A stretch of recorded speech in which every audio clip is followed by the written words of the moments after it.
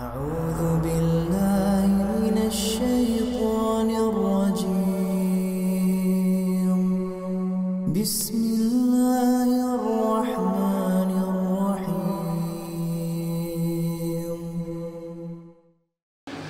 بسم الله الرحمن الرحيم. Assalamualaikum warahmatullahi wabarakatuh. Terdengarnya suara saya, Bu? Ya. Alhamdulillahirabbil alamin wassalatu wassalamu ala asyrofil anbiya'i wal mursalin wa ala alihi wa ashabihi ajma'in. Amma ba'du. Masyarul muslimat, jamaah yang semoga kita selalu dalam lindungan dan pertolongan Allah Subhanahu wa taala. Alhamdulillah, kita bersyukur kepada Allah Subhanahu wa taala atas limpahan karunia yang diberikan kepada kita, yang dengannya alhamdulillah kita bisa menunaikan kewajiban kita sebagai hamba Allah Subhanahu wa taala, yaitu duduk sejenak di majelis ilmu. Semoga Allah Subhanahu wa taala menambahkan ilmu yang bermanfaat kepada kita dan diberikan kemudahan untuk mengamalkan ilmu tersebut. Masyarakat muslimat yang berbahagia, insyaallah pada pagi yang berbahagia ini kita akan menjelaskan tentang hak-hak suami. Hak-hak suami. Kalau kita menceritakan tentang hak suami, berarti itu merupakan kewajiban istri. Jadi kalau dikatakan ini adalah hak suami, berarti makna daripada itu adalah maka ini bagian daripada kewajiban istri. Wajib bagi istri untuk menunaikannya karena dia merupakan hak-hak suami. Hak itu berasal dari bahasa Arab. Hak, kalau jamaknya hukuk, sehingga kalau dalam bahasa Indonesia disebut dengan hak-hak suami, yang merupakan kewajiban yang ditunaikan oleh para istri. Para ulama sepakat bahwa hak suami itu lebih besar daripada hak kedua orang tua. Jadi kalau seorang istri masih memiliki kedua orang tua, ketika dia sebelum menikah, maka surga si wanita atau si perempuan itu ada pada kedua orang tuanya. Dia taat kepada kedua orang tuanya, dia berbakti kepada orang tuanya, dia berbuat baik kepada orang tuanya. Nah, tatkala si wanita itu menikah, maka hak ketaatannya, hak baktinya, hak perbuatan baiknya sudah berpindah kepada suami. Makanya para ulama melihat bahwa hak suami itu lebih besar daripada hak orang tua, dengan beberapa dalil yang dikemukakan oleh para ulama. Di antaranya adalah dalil yang menerangkan ketika Rasul Shallallahu Alaihi Wasallam melewati seorang perempuan, lalu Rasul bertanya kepada perempuan ini, "Adzatu zaujin anti?" Apakah engkau sudah menikah? Kata Rasul, bertanya kepada si perempuan yang dilewati. Kata wanita tersebut menjawab, "Iya ya Rasulullah, saya sudah menikah." Lalu Rasul Shallallahu Alaihi Wasallam mengatakan kepada si perempuan ini, "Apa yang engkau lakukan? Bagaimana muamalahmu kepada suamimu?" Lalu Rasul Shallallahu Alaihi Wasallam bertanya kepada si perempuan tersebut, "Bagaimana muamalah kamu kepada suamimu? Apa yang kamu lakukan kepada suamimu? Bagaimana baktimu kepada suamimu?" Lalu si perempuan ini menjawab, "Ya Rasulullah, aku berusaha semampuku untuk mentaati suamiku. Aku berusaha untuk melayani suamiku, kecuali aku tidak mampu. Dalam beberapa perkara aku tidak mampu ya Rasulullah." Lalu kata Rasul sallallahu alaihi wasallam mengatakan, "Fanzuri aina anti minhu, fa innahu jannatuki aw naruki." Maka lihatlah, kata Rasul sallallahu alaihi wasallam, pada suamimu. Bagaimana engkau memperlakukan suamimu? Karena suamimu itu bisa menjadi surga bagimu dan bisa juga menjadi neraka bagimu. Lihat, hadis ini menerangkan kepada kita bahwa seorang perempuan ketika sudah menikah, maka surganya itu sudah berpindah kepada suaminya. Kalau dia belum menikah, memang surganya ada pada kedua orang tua. Dalam hadis yang lain, Rasul Shallallahu Alaihi Wasallam mengatakan besarnya hak suami, menunjukkan besarnya hak suami dari hak kedua orang tua. Hadis Nabi Shallallahu Alaihi Wasallam yang memerintahkan istri, andai kata Rasulullah, aku diperintahkan manusia untuk sujud ke manusia, maka seseorang itu akan diperintahkan untuk sujud kepada siapa? Kepada kedua orang tuanya atau kepada suaminya? Kepada siapa? Kepada suaminya. Rasul sallallahu alaihi wasallam bersabda dalam sebuah hadis, "Lau kuntu amiran ahadan an yasjuda li ghairillah." Andai kata aku diperintahkan, diberikan wewenang untuk memerintahkan seseorang agar seseorang ini sujud kepada selain Allah, la amartul mar'ata an tasjuda li zawjiha. Pasti akan aku perintahkan seorang perempuan atau seorang wanita yang sudah menikah untuk sujud kepada suaminya. Hadis ini juga menerangkan secara terang-menerang kepada kita bahwa hak suami itu lebih besar daripada hak kedua orang tua. Mungkin akan timbul pertanyaan pada kita sebagai perempuannya, kok bisa hak suami itu lebih besar daripada orang tua? Bukankah kita bagian daripada orang tua adalah ibu? Bukankah ibu jasanya begitu besar? Ibu yang melahirkan, ibu yang mengandung kita, ibu yang melahirkan kita, ibu yang menyusui kita, ibu yang membesarkan kita, dan dari kecil sampai kita dewasa yang memberikan nafkah kepada kita adalah ayah kita. Kok bisa hak suami itu lebih besar daripada kedua orang tua? Jawabannya yang pertama adalah karena dalil yang menjelaskan seperti itu. Karena Rasul Shallallahu Alaihi Wasallam yang menerangkan seperti itu. Kalau sudah ada hadis, dalil yang menjelaskan tentang itu, kita tidak bisa berbuat apa-apa. Kita hanya bisa sami'na wa ata'na. Ini yang pertama. Yang kedua, hikmahnya kenapa hak suami itu lebih besar daripada orang tua, supaya menjaga keawetan rumah tangga. Jadi supaya menjaga keutuhan di dalam rumah tangga. Makanya hak suami lebih besar daripada hak orang tua. Andai kata ketika seorang wanita berumah tangga, lalu kemudian hak orang tua lebih besar daripada suami, ini rumah tangga akan berantakan. Kenapa? Karena seorang wanita dia akan lebih mendengarkan kedua orang tuanya. Kalau orang tuanya mengatakan, "Nah, kalau kamu sudah menikah nanti, nggak boleh jauh-jauh ya dari orang tua ya. Nah, kalau suami kamu memerintahkan begini begitu, jangan dengarkan ya." Dia pasti akan dengar orang tuanya. Padahal suaminya meminta kepada istrinya hal yang berbeda dengan orang tuanya. Ya, misal setelah menikah, ada saja sih orang tua misalnya minta agar anaknya untuk tidak pindah dari rumahnya. Udah kamu di sini aja. Suaminya minta agar pindah keluar kota di mana tempat suaminya kerja. Nah, dalam hal ini siapa yang harus didengarkan? Suami atau orang tua? Kalau hak orang tua lebih besar bagi wanita yang sudah menikah, ini rumah tangga akan hancur. Makanya kata para ulama, kenapa hak suami lebih besar daripada orang tua? Untuk menjaga keutuhan rumah tangga.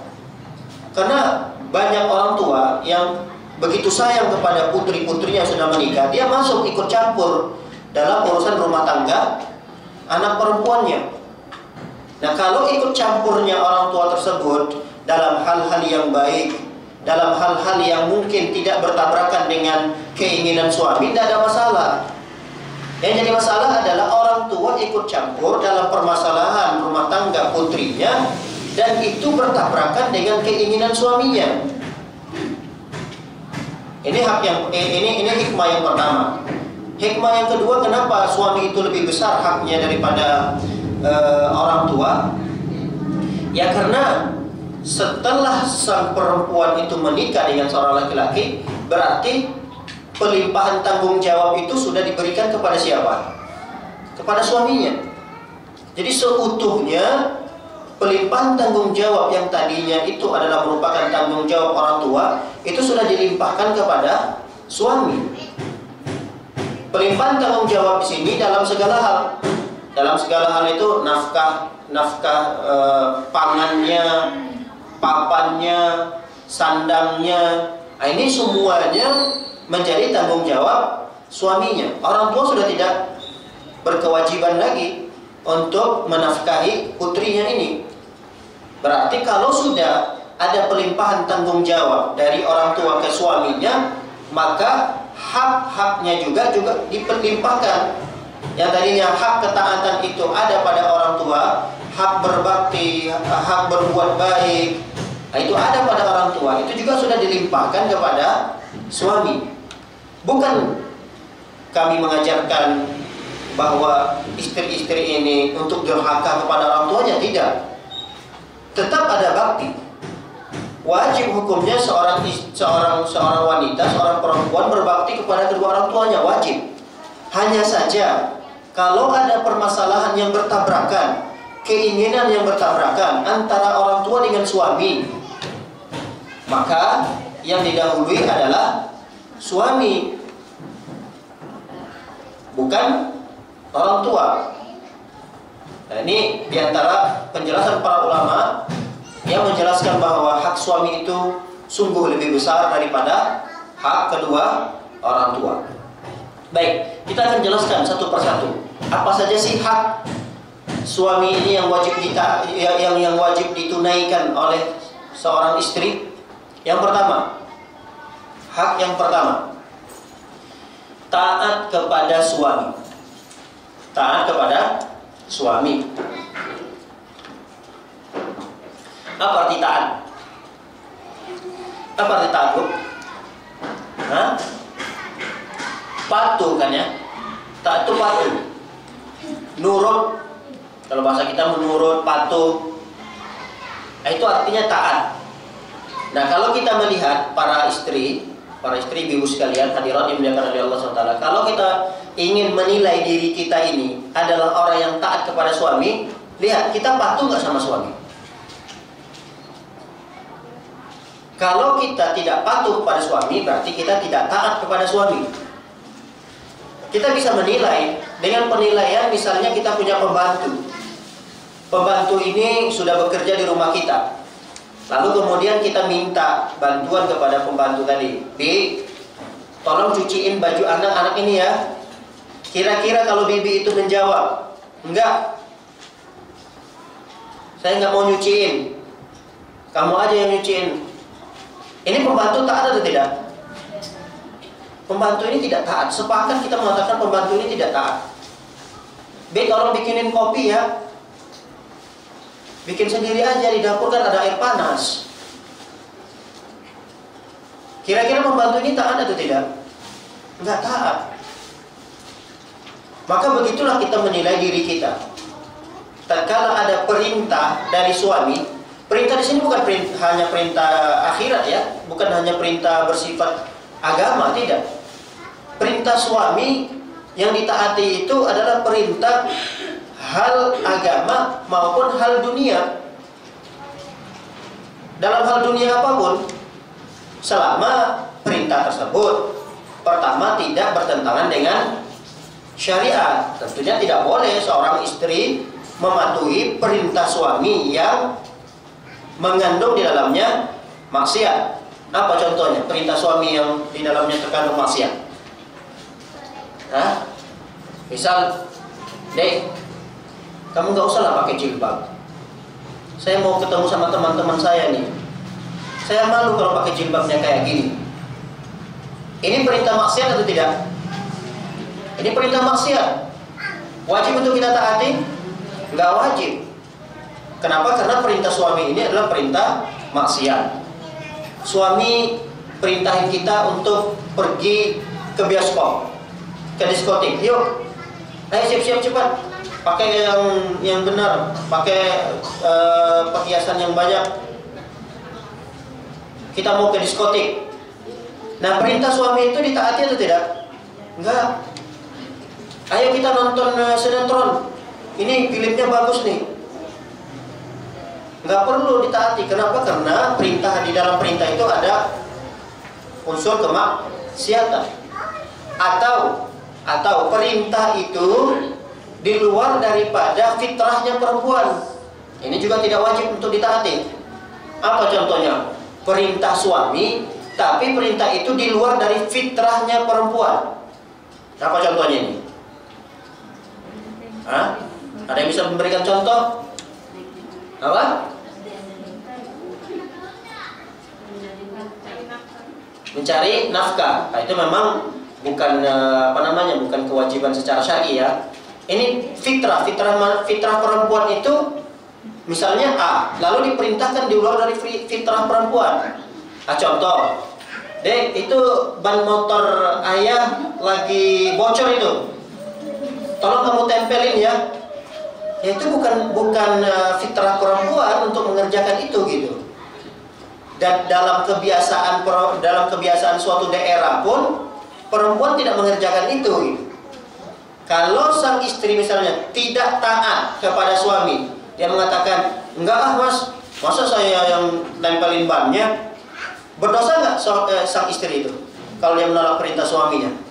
Berdosa tidak? Enggak. Kenapa tidak berdosa? Karena memang di luar daripada fitrah perempuan. Deh, itu atap bocor ya? Tolong kamu nanti naik ke atas ya. Tolong nanti ganti atapnya yang bagus lagi supaya nggak bocor rumah kita. Itu perintah siapa? Perintah suami. Boleh nggak kita tidak taati? Boleh. Kenapa? Karena di luar daripada fitrah perempuan. Baik. Hak yang pertama tadi, kewajiban bagi istri untuk menunaikannya adalah taat kepada suami. Tapi ingat, taat di sini adalah dalam hal-hal yang baik, dalam hal duniawi, tapi itu tidak keluar dari fitrah seorang perempuan dan tidak ada unsur kemaksiatan di dalam perintah tersebut. Kalau tidak ada, wajib, sekali lagi, wajib bagi istri untuk mentaatinya. Tidak ada alasan untuk tidak patuh dan taat kepada perintah suami. Hal ini dijelaskan oleh Rasul Shallallahu Alaihi Wasallam dalam sebuah hadis yang Rasul menerangkan bahwa surga bagi perempuan itu ada pada ketaatan suami. Makanya kalau kita lihat nanti dalam hadis ini, ternyata syarat bagi perempuan itu untuk masuk surga tidak sulit. Syarat bagi perempuan, syarat bagi istri untuk masuk surga itu tidak sulit. Kita bacakan hadisnya. Rasul sallallahu alaihi wasallam bersabda, "Idza shallatil mar'atu khamsaha wa shamat syahraha wa hafizat farjaha wa ata'at zawjaha, qila laha udkhilil jannah min ayyi abwabil jannati syi'ti." Kata Rasul sallallahu alaihi wasallam, apabila perempuan itu salat 5 waktu. Ini lihat, syarat yang pertama. Perempuan salat 5 waktu. Andai kata dia tidak salat rawatibnya, qabliyah, ba'diyahnya, salat duha, salat tahajud, salat witir, dia jaga salat 5 waktu saja. Yang kedua kata Rasulullah, wasamat syahraha, dan dia puasa sebulan penuh di bulan Ramadan. Andai kata dia tidak, seorang istri itu tidak puasa Senin Kamis, tidak puasa sunnah-sunnah yang lain, cuma menjaga puasa sebulan penuh di bulan Ramadan saja. Yang kedua. Yang ketiga kata Rasulullah, wa hafizat farjaha, seorang istri itu dia mampu menjaga kemaluannya, menjaga kehormatannya. Ini yang ketiga. Yang keempat, wa ata'at zawjaha, dan dia mentaati suaminya. 4 saja amalannya. Yang pertama tadi apa? Salat 5 waktu. Yang kedua, puasa Ramadan. Yang ketiga, dia bisa menjaga kehormatannya. Yang keempat, dia taat kepada suaminya. Apa kata Rasul sallallahu alaihi wasallam? Qila laha, akan dikatakan kepada perempuan tersebut, akan dikatakan kepada istri tersebut, udkhulil jannah, silahkan masuk ke dalam surga, min ayyi abwabil jannati syi'ti, dari pintu surga mana saja yang engkau kehendaki. Itu perintah dari Allah Subhanahu wa taala, silahkan masuk. Masuk dari pintu surga mana saja yang dikehendaki. Berarti kan kalau kita lihat tidak sulit gitu bagi perempuan ini untuk masuk ke dalam surga. Hanya saja yang sulit itu adalah mengamalkan poin yang keempat ini. Kalau sholat 5 waktu, insya Allah ini sudah menjadi suatu kebiasaan bagi kita. Sangat mudah bagi kita untuk mengerjakannya. Puasa sangat mudah bagi kita untuk melaksanakannya. Menjaga kehormatan, nah ini juga agak sulit nih, menjaga kehormatan. Kadang kita sebagai istri menjaga diri di rumah, tidak keluar dari rumah, tapi juga berkeluyuran di medsosnya, bergentayangan di medsosnya. Nah ini juga termasuk hal yang tidak menjaga kehormatan dirinya. Yang keempat, yang sulit untuk diamalkan, yang sulit untuk dilaksanakan bagi wanita adalah taat kepada suami ini. Taat kepada suami ini perkara yang berat. Kalau ini perkara yang mudah, maka penghuni surga itu lebih banyak perempuan. Tapi kenyataannya tidak. Yang lebih banyak menghuni neraka itu siapa, kata Rasulullah? Perempuan.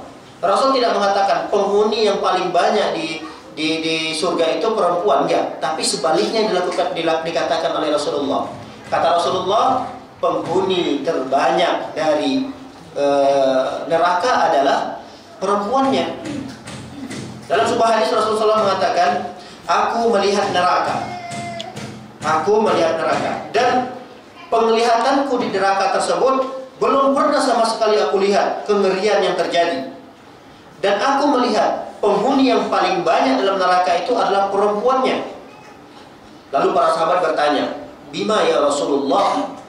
Kok bisa ya Rasulullah yang lebih banyak menghuni neraka itu adalah perempuan? Kata Rasulullah, bikufrihinna, karena kekufuran mereka. Lalu ditanya lagi, yakfurna billah, apakah karena mereka kufur kepada Allah ya Rasulullah? Rasul menjawab, yakfurnal ashir, mereka itu kufur kepada suami mereka. Wa yakfurnal ihsan, mereka itu kufur terhadap kebaikan suami mereka. Lau ahsanta ila ihdahunna ad-dahra kullahu thumma ra'at minka syai'an qalat ma ra'aitu minka khairan qattu. Apabila engkau berbuat baik kepada istrimu, lalu kamu melakukan satu kesalahan di depan istrimu, istrimu akan mengatakan, sungguh aku tidak melihat ada kebaikan pada dirimu. Ini kekufuran. Ini bentuk kekufuran istri kepada suami. Suami melakukan kesalahan 1, 2. Dengan kesalahan tersebut menghapuskan kebaikan suami yang selama ini dia berikan kepada istrinya. Betapa banyak seorang istri ya, betapa banyak istri yang ketika suaminya pulang ke rumah tidak membawa sesuatu yang menyenangkan istri, lalu kemudian memberikan belanja yang mungkin itu tidak cukup.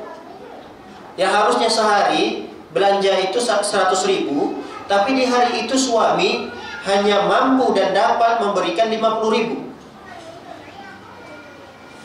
Banyak di antara istri yang mengkufuri kebaikan suami tersebut. Untuk apa ini 50.000? Dapat beli apa? Nggak cukup ini 50.000. Terus ucapan-ucapan kasar keluar dari lisannya dan ditujukan kepada suaminya. Istri yang seperti ini kalah dengan orang-orang yang di pinggir-pinggir jalan. Coba kita lihat orang pinggir jalan yang ada tukang parkiran, yang mungkin ada ibu-ibu yang meminta-minta pinggir jalan. Itu kalau dikasih 2.000, 1.000 rupiah, itu luar biasa doanya. Ucapan terima kasihnya luar biasa kepada kita. Nah, ini yang tidak ada pada sebagian besar muslimat yang sudah menikah memiliki para suami. Dia tidak pernah berterima kasih kepada suaminya. Kadang kita berat gitu ya, berat untuk berterima kasih kepada suami itu berat. Kenapa? Karena ini perkara yang sudah biasa terjadi di tengah-tengah kita gitu. Itu kan memang kewajiban suami, ngapain terima kasih? Seharusnya kan nggak terlalu berat lah bagi kita. Apa saja kebaikan suami yang diberikan oleh suami kepada kita, nggak berat kok kita mengatakan terima kasih ya mas gitu. Jazakallah khairan, barakallahu fiik. Tapi kepada orang lain, Masya Allah, kalimat-kalimat itu terlontarkan pada teman-temannya nih, satu kajian. Padahal yang dikasih sama temannya itu cuma sebutir permen. Mudah-mudahan bukan ibu-ibu di sini ya, maksud saya ada muslimah yang di luar sana. Itu dikasih sama temannya nanti, apalah gitu, buah tangan yang nilainya nggak terlalu besar. Tapi Masya Allah ucapan terima kasihnya luar biasa, doanya. Terima kasih banyak ibu, jazakillah khairan, barakallahu fiik. Tapi itu tidak dia lakukan kepada suaminya. Kita tidak membiasakan itu kepada suami-suami kita. Kalau itu kita biasakan tengah-tengah suami kita, itu juga anak-anak kita yang masih kecil, dia juga terbiasa berterima kasih kepada orang tuanya. Karena kita mengajarkan anak itu untuk berterima kasih kalau orang yang memberikan, iya atau tidak? Ada orang berikan nih pada anak kita, bilang apa anak? Bilang terima kasih ya. Pernahkah kita mengajarkan diri kita, mengajarkan anak kita, tatkala ayahnya atau abinya memberikan sesuatu, lalu kita ajarkan anak kita berterima kasih kepada ayahnya? Bilang apa sama ayah? Pernahkah kita mengajarkan itu pada anak kita? Pernahkah kita mengajarkan pada diri kita sendiri untuk berterima kasih kepada pemberian suami? Walaupun itu memang adalah kewajiban suami untuk memberi. Tapi tidak ada salahnya bagi kita untuk berterima kasih. Baik, para hadirin yang oleh Allah Subhanahu wa taala, ini adalah hak yang luar biasa. Hak yang begitu besar yang dimiliki oleh suami, yaitu ketaatan kita kepada suami. Baik. Begitu juga dalam masalah hal-hal yang duniawi. Ya misal kita ada diskusi dengan suami masalah apa misalnya? Masalah anak kita mau disekolahkan di mana misalnya. Kalau suami mengatakan di pesantren, ya sudah kita taat saja. Enggak usah lagi kita debat. Kalau kita beri masukan boleh. Kita diskusi memberikan pandangan kita sebagai istri boleh. Cuma nanti kalau keputusan itu berbeda dengan apa yang kita usulkan, kita nggak boleh ngotot gitu, nggak boleh berdebat, apalagi sampai mengangkat suara di depan suami, nggak boleh, karena keputusan itu tetap ada pada suami. Hanya saja memang boleh kita mengusulkan, berikan masukan, kenapa nggak di pesantren ini aja mas? Kan pesantren ini lebih kualitasnya lebih bagus, lebih murah, lebih begini, lebih begitu. Dan beri masukan seperti itu boleh, silahkan, tidak ada masalah. Tapi kalau memaksakan usulan kita, pendapat kita agar diikuti oleh suami, ini yang tidak boleh. Kalau memang perkara-perkara yang wanita lebih banyak di sana, itu memang harusnya suami mengalah. Misal yang wanita lebih banyak di sana menikmatinya, yang dia menghabiskan waktu di sana, itu suami harusnya lebih banyak mengalah, tidak menggunakan pangkat suaminya atau posisi dia sebagai suami untuk terus memaksakan diri agar istrinya ikut dengan pendapat dia. Contoh misalnya istri yang lebih banyak di rumah. Nah kalau dalam masalah-masalah perabotan rumah tangga, ya udah itu serahkan saja kepada istri, suaminya jangan terlalu memaksakan diri. Misalnya warna cat kamarnya mau apa, ya udah nggak usah terlalu banyak berdebat. Suaminya bilang merah, istrinya bilang ungu misalnya. Ya udah dalam masalah seperti ini biarkan serahkan kepada istrinya, karena memang dalam hal ini istri lebih banyak di rumah. Tujuan kita supaya istri itu betah di rumah.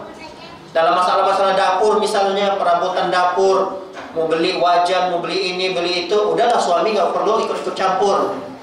Nanti jangan gunakan kaidah ini, kamu harus taat loh pada saya. Nah ini janganlah sebagai suami seperti itu juga. Dalam perkara-perkara kita juga sebagai suami harus bijak juga. Jangan nanti gara-gara wajan doang itu bisa nggak nyapa istrinya 3 hari loh. Ini keliru juga sebagai suami. Ini terlalu otoriter gitu, terlalu memaksakan diri, dan terlalu menggunakan kaidah ini, kamu harus taat loh sama suami. Ini terlalu memaksakan. Tapi kalau dalam hal-hal yang lain yang itu tidak terlalu banyak ikut campur istri, nah itu sebaiknya istri ya lebih banyak mengalah lah. Lebih banyak mengalah, karena memang perkara ini perkara yang istri itu sendiri tidak lebih banyak bergaul di dalam perkara itu. Baik, para hadirin melakukan oleh Allah Subhanahu wa taala, hindari ini nasihat yang sangat bagus dari Rasul sallallahu alaihi wasallam. Hindari untuk marah, apalagi dongkol sama suami ya. Hindari, itu karena salah satu bentuk ketaatan kita kepada suami. Dan ini membahayakan amal soleh kita sebagai istri. Tatkala ada sifat dongkol kita kepada suami, itu membahayakan amal soleh kita. Sholat kita, puasa kita, berbaktinya kita pada orang tua, perbuatan-perbuatan ibadah yang lainnya yang kita lakukan, itu akan membahayakan amal soleh yang kita lakukan tersebut karena adanya kedongkolan, kemarahan kita kepada suami. Rasul sallallahu alaihi wasallam mengatakan, salasatun la tujawizu salatuhum adzanahum. Jadi ada 3 golongan orang, kata Rasulullah, yang amalannya itu ya tidak bisa dimanfaatkan. Yang pertama adalah al-abdul abid hatta yarji', seorang hamba sahaya yang lari dari tuannya sampai dia kembali lagi.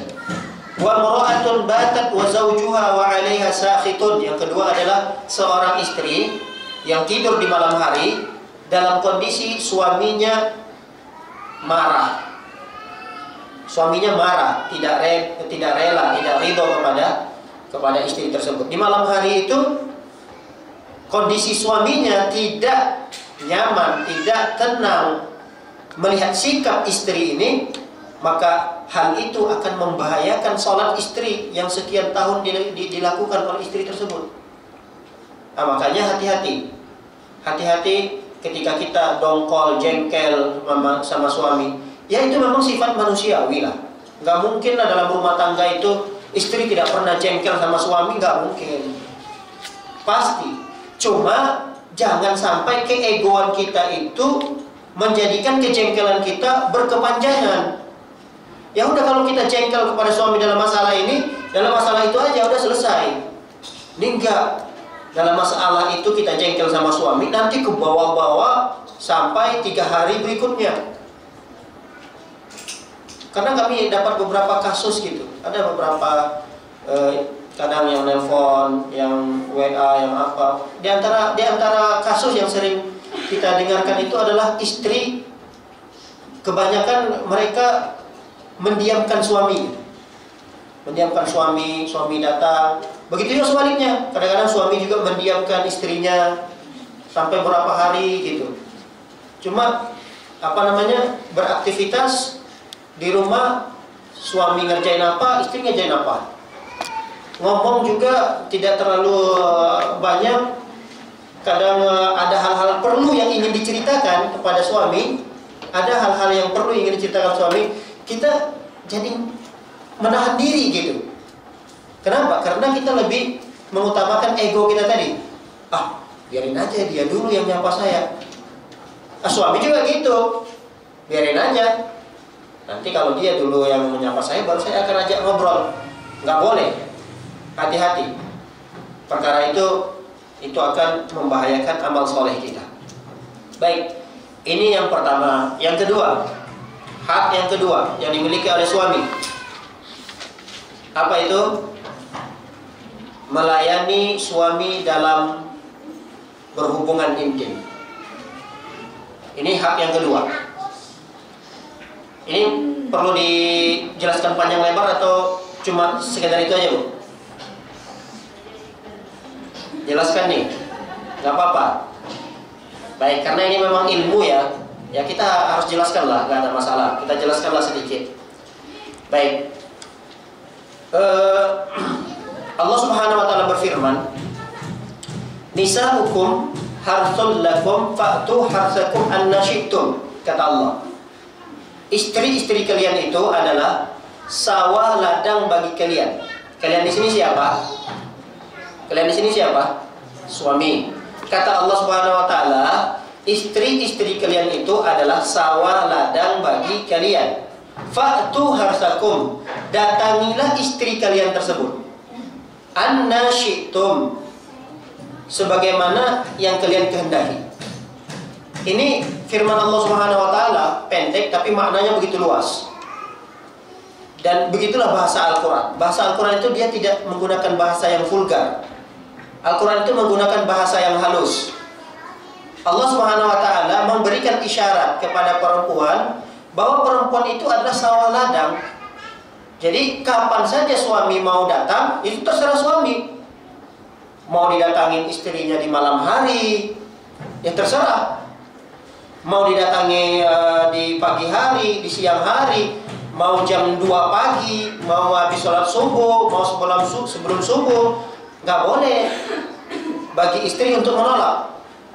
Ya kecuali memang ada alasan. Alasan secara syar'i kenapa sang istri itu menolak ajakan ranjangnya suami. Kenapa? Oh karena haid, itu masih diterima. Kenapa? Karena sakit, masih diterima. Oh karena apa? Karena puasa. Puasa apa ini? Puasa wajib, masih diterima. Kalau puasa sunnah, diterimakah alasan itu? Nggak bisa diterima. Makanya ada hadis Nabi Shallallahu Alaihi Wasallam mengatakan, kalau suami ada di rumah, sang istri mau puasa sunnah, apa yang dilakukan? Apa yang dilakukan oleh istri? Izin dulu ke suaminya. Bisa jadi di hari itu suaminya ingin mendatangi sawahnya, ya tidak? Dalam perkara ini lihat, ini perkara yang apa ya? Perkara yang disepelekan lah. Ada kadang istri itu melihat bahwa puasa itu lebih utama, puasa sunnah itu lebih utama daripada melayani suaminya. Ini sebuah hal yang keliru. Sebuah hal yang keliru. Padahal melayani suami itu lebih besar pahalanya daripada puasa. Bukan lebih besar aja ya, mungkin lebih enak. Kenapa? Iyalah, lebih puasa kan harus menahan haus, lapar, capek gitu. Kalau melayani suami ini kan ya ada suatu hal lah yang selain dari pahala yang begitu besar, kita juga mendapatkan unsur duniawi gitu. Nah, para hadirin dimuliakan oleh Allah Subhanahu Wa Taala, fa'tu harsakum anna syi'tum, kata Allah. Datangi, silakan untuk mendatangi sawah ladang kalian itu kapan saja dan bagaimanapun. Bagaimanapun di sini ya tidak diatur ya, tidak diatur. Kecuali yang dilarang dalam syariat itu adalah mendatangi istrinya melalui dubur. Nah, itu memang ada larangan. Selain daripada itu, mohon maaf, tidak ada aturan di dalam syariat Islam ini seperti apa gayanya itu diserahkan, terserah. Anna syi'tum, silahkan. Jadi ini merupakan kewajiban istri untuk mentaati suami, untuk menunaikan hak-hak suami. Diantaranya adalah melayani suami dalam hal ranjang. Karena memang itu tujuan dari pernikahan. Jadi tujuan dari pernikahan itu adalah melayani suami dalam hal ranjang. Hadis Nabi Shallallahu Alaihi Wasallam sangat tegas dalam hal tersebut. Kata Rasul Shallallahu Alaihi Wasallam, Ya ma'syaras sabab, man istata'a minkumul ba'a falyatazawwaj. Wahai para pemuda-pemuda, kalau kalian sudah sanggup untuk menikah, sudah menikahlah. Apa fungsi daripada menikah itu? Kata Rasul sallallahu alaihi wasallam, fa innahu aghaddu lil basar wa ahsanu lil faraj. Karena dengan menikah itu akan dapat menundukkan pandangan dan dapat menjaga kehormatan, menjaga kemaluan. Lihat, kami ulangi. Tujuan daripada pernikahan itu apa kata Rasulullah? Dapat lebih menundukkan pandangan dan juga bisa membentengi kemaluan. Oleh karenanya, para istri, ibu, para hadirat dimuliakan oleh Allah Subhanahu wa taala, ketika suami mengajak untuk keranjang, jangan ditolak. Haram hukumnya. Haram hukumnya karena itu adalah hak suami dan wajib untuk ditunaikan. Kadang ada sang istri menyepelekan itu. Dia memang tidak menolak, tapi menunda. Ini juga tidak boleh. Menunda. Dia menganggap penundaan yang dilakukan oleh istri itu adalah perkara yang sepele. Nggak boleh. Haram hukumnya, walaupun ditunda. Karena penundaan itu 5 menit, 10 menit, itu penderitaan bagi suaminya. Lihat, Rasul Shallallahu Alaihi Wasallam mengatakan, andai kata perempuan itu sedang berada tanur itu ketika berada di tungku, di dapur. Lihat, andai kata dia berada di dapur sedang masak, tiba-tiba suaminya berhasrat ngajak dia keranjang. Mana yang lebih dia utamakan? Panggilan suaminya atau melanjutkan atau menyelesaikan masaknya tadi? Mana yang dipilih ibu sekalian? Ini sedang goreng nih ibu di dapur, dipanggil sama suami. Hah? Panggilan jihad yang diutamakan. Datangin dulu panggilan suaminya. Ustaz, ini udah dikit lagi, tinggal ngangkat doang ikannya, biarin gosong. Karena mudaratnya lebih kecil, iya kan? Gosong ikan kecil nggak mudaratnya? Ada nggak mudaratnya? Ada mudaratnya. Mubazir, nggak bisa dimakan lagi. Tapi menunda panggilan suami lebih besar mudaratnya. Mana yang lebih kita utamakan? Mana yang lebih kita pilih? Mudarat lebih kecil atau lebih besar? Ya, mestinya kita harus pilih mudarat yang berpotensi besar. Mudarat itu lebih besar. Nah, maka itu yang harus kita tutup dulu mudarat itu supaya tidak terjadi. Ada pun mudarat yang kecil, ikan gosong, akhirnya dibuang, tidak ada masalah. Ya, kalau memang membahayakan kompornya harus dimatikan, memang harus dulu dimatikan. Matikan kan nggak butuh sampai 2 menit, 3 menit. Nah, kalau memang ada alasan untuk penundaan itu, ada alasan. Ya misalnya, Mas bentar dulu ya, saya masih di dapur, masih bau bawang, mandi dulu. Itu penundaan yang masih inilah gitu, masih bisa diterima. Saya pakai vakum dulu atau apa, ini masih bisa diterima penundaan tersebut. Cuma kalau penundaannya sebentar, ini lagi goreng, tinggal ngangkat, enggak, jangan sama sekali itu dilakukan. Bahkan dalam hadis yang lain Rasul mengatakan, andai kata si perempuan itu sudah di atas qataf. Qataf itu apa kalau kita terjemahkan sekarang ini? Ya kalau kita misalnya istri itu udah ngeluarin motor gitu, udah mau keluar nih, mau ke pasar atau mau ngantarin anaknya kayak atau apalah, udah panggilan suami ada gitu dari kamar, sayang misalnya, atau Umi atau apa, sebentar sini, datangin dulu. Kita nggak tahu panggilan itu, jangan-jangan panggilan jihad lagi gitu, kita nggak tahu. Yang penting datangin dulu. Kenapa Mas? Sebentar dulu, datangin dulu. Mas ini udah pesan Grab nih, aduh Grabnya udah bayar aja uangnya, suruh Grabnya pergi. Nggak sulit kok. Ini udah masuk ke taksi Mas, ini udah taksinya suruh pergi, kasih aja uang dah. Biarin aja dibayar, walaupun nggak jadi gitu, bayar aja. Dari pesan Grabnya atau taksinya atau apalah, biarkan. Seberapa sih uangnya habis, 50.000 mau pergi itu ongkosnya. Itu mudarat kecil lah, kecil itu mudaratnya. Panggilan suami kalau ditunda mudaratnya besar. Apalagi panggilan suami itu dia baru dari luar loh, ini bahaya lagi. Dia baru dari luar, baru pulang kerja, di jalan dia ketemu paha-paha, di kantor dia ketemu dengan wanita-wanita teman kantornya. Kita kan tahu nih, laki-laki kalau sudah ngantor di sana ada perempuan. Emang ada perempuan kalau ngantor itu nggak bersolek? Ada atau tidak? Ada, nggak mungkin. Kalau perempuan itu bekerja di luar, dia nggak bersolek, itu nggak mungkin. Apa kita nggak kasihan sama suami kita yang dia baru dari luar, dia ketemu dengan berbagai macam jenis perempuan-perempuan di jalan sana atau di kantornya.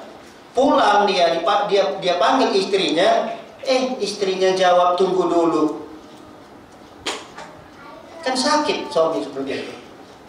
Enggak kasihan dengan suami seperti itu. Makanya ini merupakan hak suami yang wajib ditunaikan oleh istri.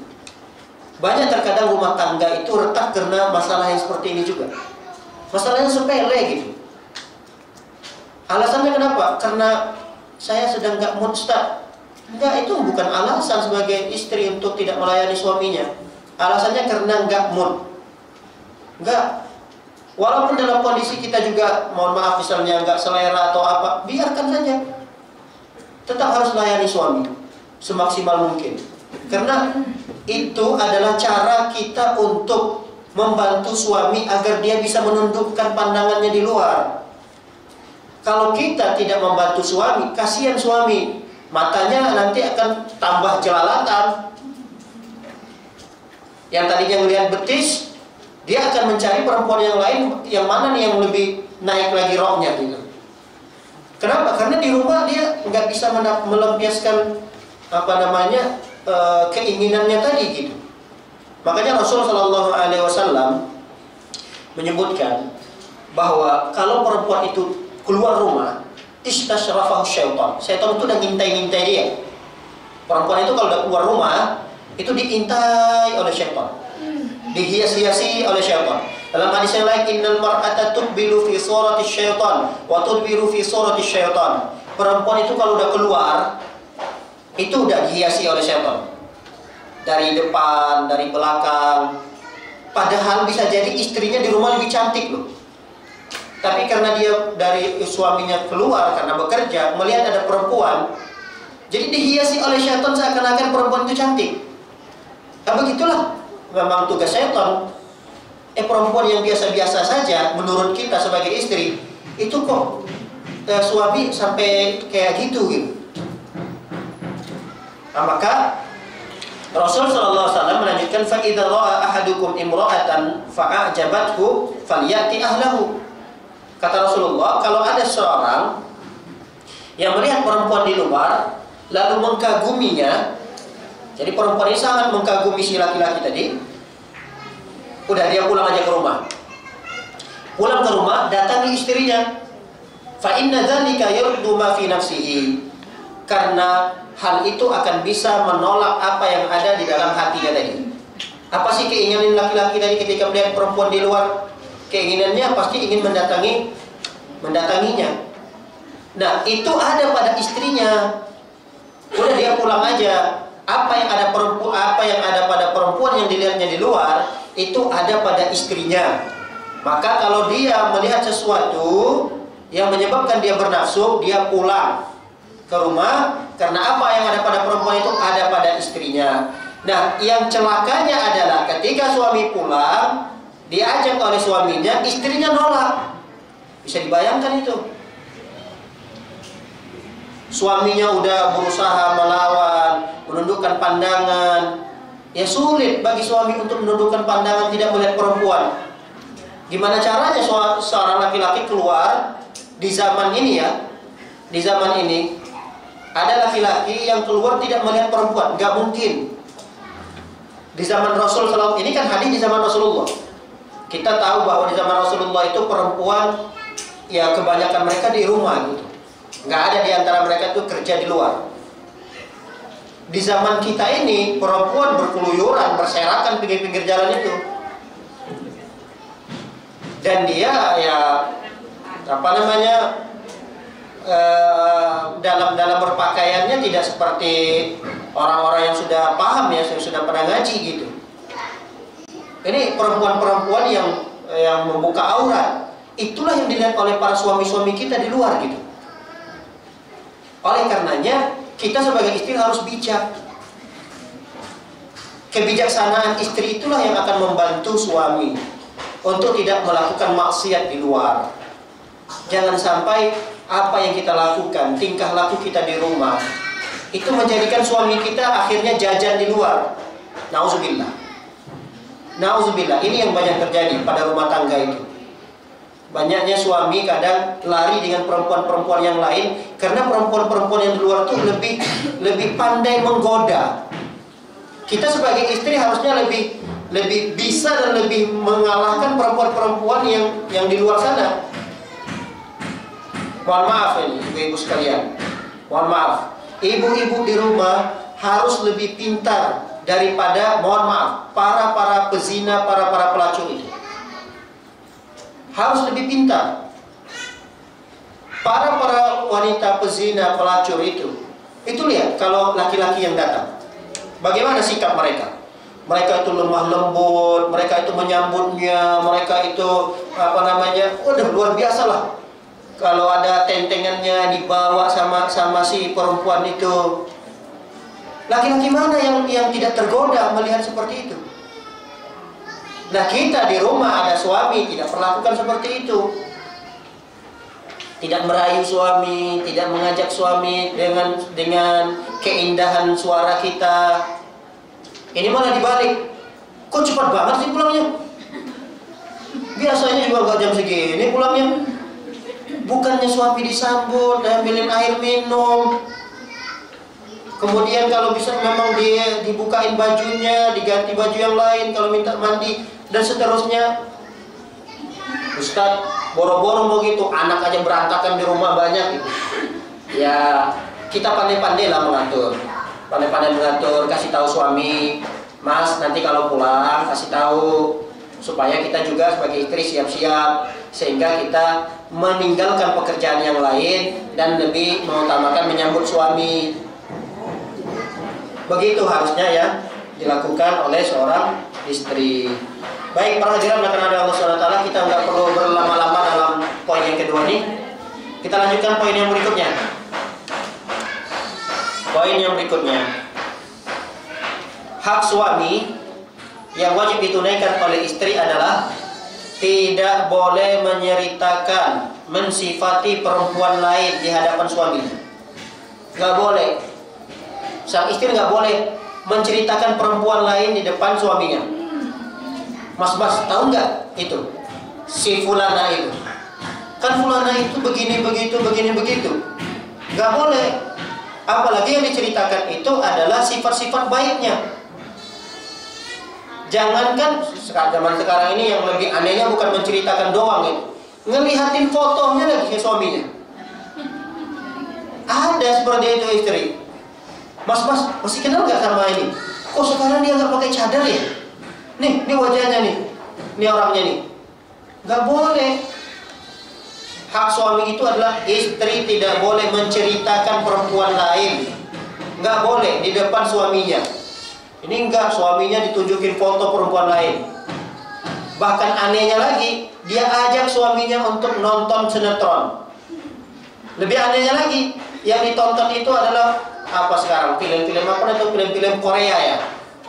Itu kan perempuan-perempuan yang ada di TV itu, Masya Allah, itu dia ajak suaminya nonton di situ. Dia mengira kalau suaminya nonton di situ, nanti itu bisa dipraktekkan gitu sama dia. Itu kan di sinetron, di film-film mesra, di film, itu kan cuma tipu daya saja. Dia nggak tahu bahwa nanti hal itu bisa mengganggu suaminya gitu.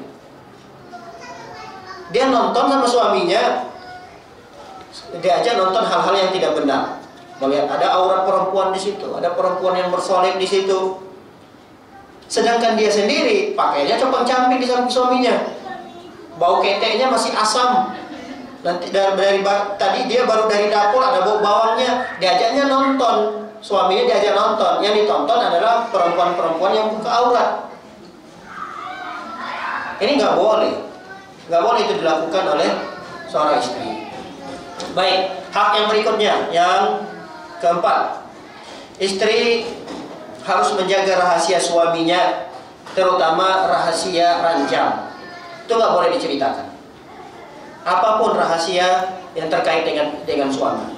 Misalnya suami itu ya dia agak kasar misalnya, udah biarkan, nggak perlu diceritakan kepada orang lain. Kecuali kalau kita menceritakan kepada orang yang bisa memberikan solusi. Misalnya kepada ustadz, Ustaz misalnya, gimana sikap saya kepada suami yang begini, itu tidak ada masalah. Tapi kalau dia menceritakan tentang suaminya kepada orang-orang, ini nggak boleh. Itu hak suami, wajib ditunaikan oleh istri. Terutama dalam perkara-perkara yang sensitif ya, perkara-perkara ranjang, ini nggak boleh. Nggak boleh diceritakan kepada orang lain. Baik, yang berikutnya.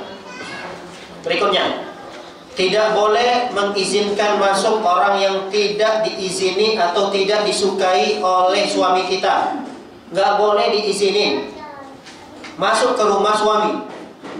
Rumah itu kan milik suami.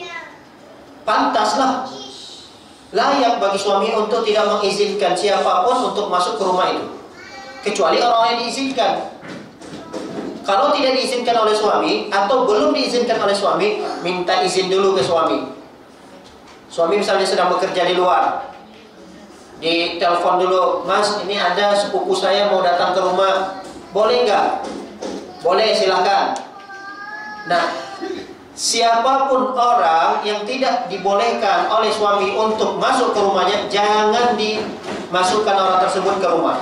Walaupun itulah karib kerabat istri, karib kerabat kita sendiri, entahkah itu adik kita, entahkah itu saudara kita, entahkah itu paman kita, kecuali orang tua ya, kecuali kedua orang tua. Kalau misalnya suami mengatakan, saya tidak izinkan orang tua kamu untuk masuk ke rumah saya, lalu suami pergi, orang tua kita datang, memang orang tua kita ada masalah nih dengan suami kita, sehingga suami kita berpesan supaya permasalahan itu tidak berkepanjangan. Dia pesan, jangan izinkan orang tua kamu masuk ke rumah ini ya. Nah, kata para ulama, kalau orang tua tidak ada masalah, izinkan saja masuk, ngobrol sebentar, lalu kemudian orang tuanya pulang, nggak ada masalah.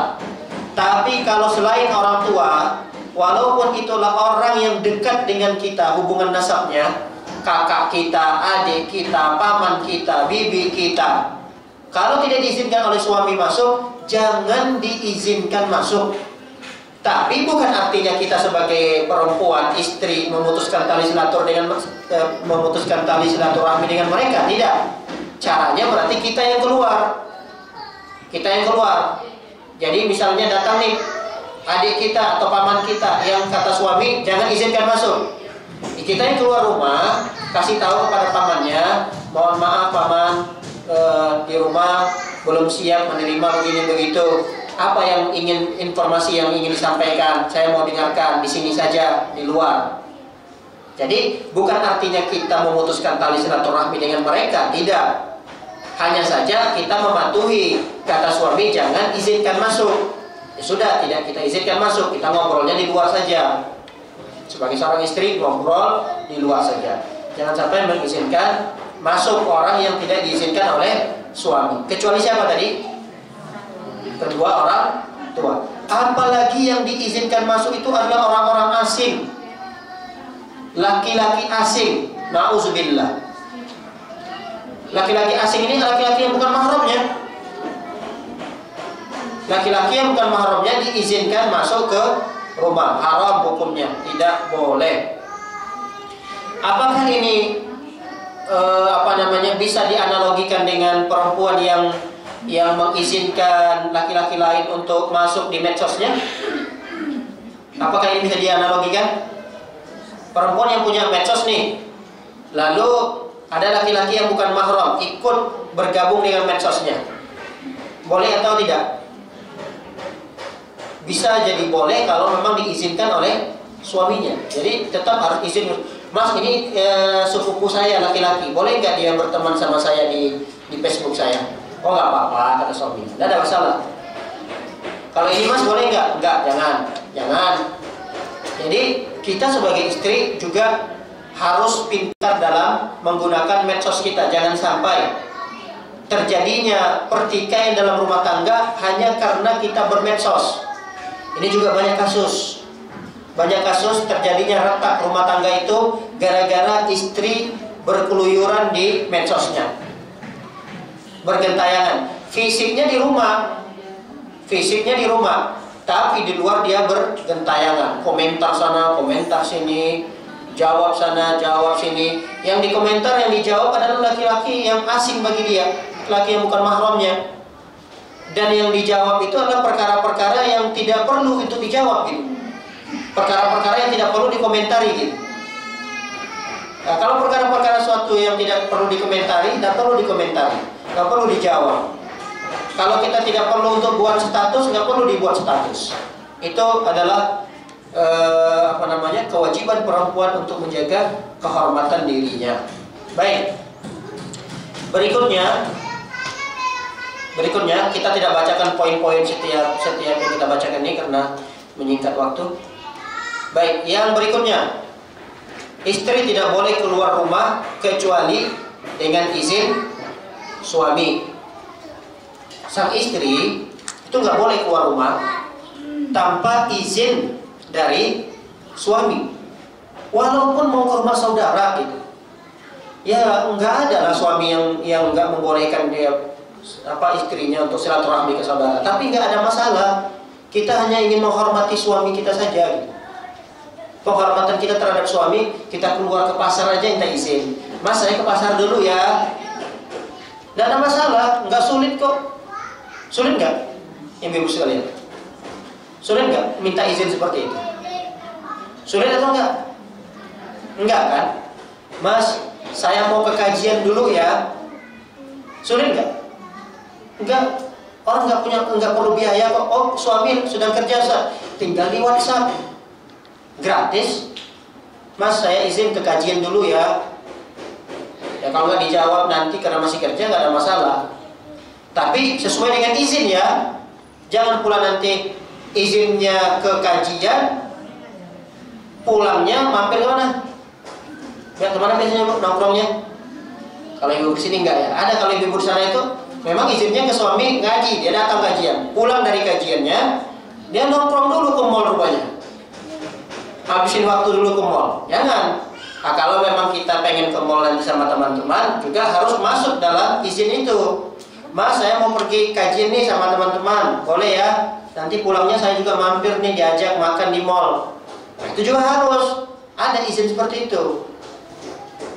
Jangan sampai izinnya ngaji, habis ngaji, memang dia ngaji, habis ngaji dia mampir di kafe bakso apa gitu. Nah ini jangan kalau ngaji ya udah pulang langsung. Jangan sampai menyelisihi apa yang sudah menjadi izin yang tertulis pada suami tersebut. Baik, para hadirin oleh Allah Subhanahu wa taala. Poin yang berikutnya adalah menjaga diri di sini, menjaga diri si istri dan menjaga harta suami. Yang lebih ditekankan di sini adalah menjaga harta suami. Ini adalah kewajiban istri. Karena kan suami kadang dia pergi seharian bekerja, atau mungkin bepergian seminggu, bahkan ada yang bepergian sampai sebulan. Dia menitipkan hartanya berupa rumah, perabotan rumah tangga, dan seterusnya. Banyak harta suami yang mungkin dititipkan pada istri tatkala di rumah. Nah, itu kewajiban istri untuk menjaganya. Rasul sallallahu alaihi wasallam bersabda, "Khairun nisa'i allati idza nadarta ilaiha sarratka wa idza amartaha ata'atka wa idza ghibta anha hafizatka fi malika wa nafsika." Kata Rasul sallallahu alaihi wasallam, sebaik-baik perempuan. Sebaik-baik perempuan itu maksudnya apa? Ya sebaik-baik istri. Kalau profesinya dia bukan profesi ya. Kalau kondisi dia perempuan itu sebagai perempuan yang sudah menikah berarti istri. Maka sebaik-baik istri kata Rasul SAW adalah apabila dilihat menyenangkanmu. Istri itu kalau ingin mendapat label terbaik di sisi Allah, maka yang pertama dilakukan adalah jika dilihat oleh suami membahagiakan suami. Ini baru dilihat doang loh sama suaminya. Udah menyenangkan hati suami, udah membahagiakan suami. Baru dilihat, baru pulang dari kerja, lihat istri, oh langsung bahagia suami. Itu adalah istri yang terbaik. Ini adalah istri yang terbaik di sisi Allah Subhanahu wa taala. Berarti bagaimana caranya supaya kalau kita dilihat oleh suami dapat membahagiakan suami? Ya berarti kita bersolek. Kebanyakan dari muslimah bersoleknya itu ketika di luar dari rumah. Kalau mau kondangan, nauzubillah, melihat soleknya, itu make upnya sampai 1 inci. Apa namanya, lipstick, apa yang di bibir itu lipstick ya, lipsticknya itu luar biasa merah, merahnya, aduh, nggak bisa lah diceritakan gitu. Tapi itu nggak dilakukannya di rumah gitu. Dia malah membahagiakan orang lain yang melihat dirinya. Kalau keluar rumah itu parfum yang terbaik itu digunakan. Dia udah berjalan sekian meter nih, masih tersisa tuh, tertinggal parfumnya di sini, saking wanginya. Tapi kalau di rumah itu bau asam di badannya luar biasa. Keringat sana, keringat sini. Tadi masih ada cabai, bau bawang putih, bau bawang merah, bau bumbu-bumbu dapur, semua lengket masih di badannya. Gimana mau suami bahagia melihatnya? Yang ada suami tambah capek. Udahlah, capek kerja di luar, pulang di rumah ngelihat kondisi istri kayak gitu, tambah beban suami, lemas sang suami. Harusnya kita sebagai perempuan yang baik, yang terbaik, istri yang terbaik, tatkala suami sudah capek di luar, bagaimana nih caranya menjadikan suami itu hilang rasa capeknya tatkala melihat penampilan kita. Nah ini yang harus dibiasakan oleh istri. Ini yang pertama, kata Rasulullah, idza nazarta ilaiha syarratka, apabila dilihat oleh suami itu menyenangkan suami, membahagiakan suami. Wa idza amartaha ata'atka, apabila diperintahkan istri itu dia taat. Wa idza ghibta anha, ini poin yang perlu kita garis bawahi. Ini poin yang perlu kita garis bawahi. Wa idza ghibta anha hafizatka fi malika wa nafsiha, apabila suami itu tidak ada di rumah, apakah itu sedang kerja, apakah itu sedang safar, maka sang istri itu menjaga harta suami dan menjaga harga dirinya, menjaga kehormatan dirinya. Ini hak suami, jaga harta suami. Bukan maksudnya menjaga harta suami ini semua uang suami harus disetor ke istri ya. Enggak, bukan ini maknanya. Siapa di antara ibu-ibu di sini suami menyimpan uangnya ke istri? Ada? Ada lah ya, insyaallah. Nah itu berarti tanggung jawabnya besar. Walaupun memang itu tidak merupakan kewajiban ya bagi istri untuk diberikan amanah menyimpan uang suami. Karena itu luar biasa juga tuh amanahnya. Jadi suami dapat gaji setor ke istri, Ini kan luar biasa ditanggung jawab istri untuk menjaga harta, bukan sedikit lagi nih. Di rumah juga banyak harta suami, kemudian uang juga dititipkan ke kita. Nah, ini hati-hati nih. Kita harus amanah, betul-betul amanah. Jangan sampai harta suami kita gunakan tanpa izin suami. Ustaz, saya menggunakannya dalam kebaikan. Apa contohnya? Tadi ada saudara saya datang, dia miskin, Ustaz. Saya sedekahkan.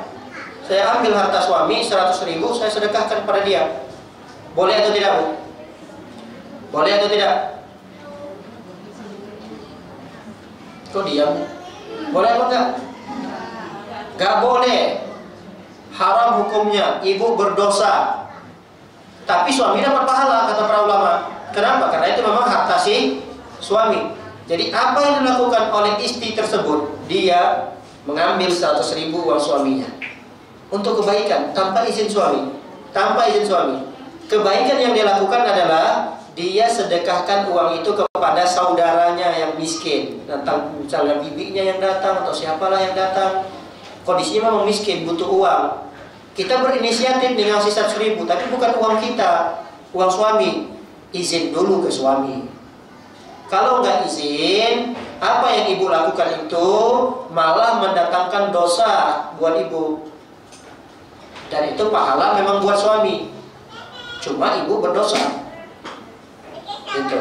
Jadi kita harus pandai nih mengelola uang suami, harta suami. Sebagai istri yang baik, nah kita mengingatkan misalnya suami, Mas, bulan ini udah ngirim belum ke orang tuanya?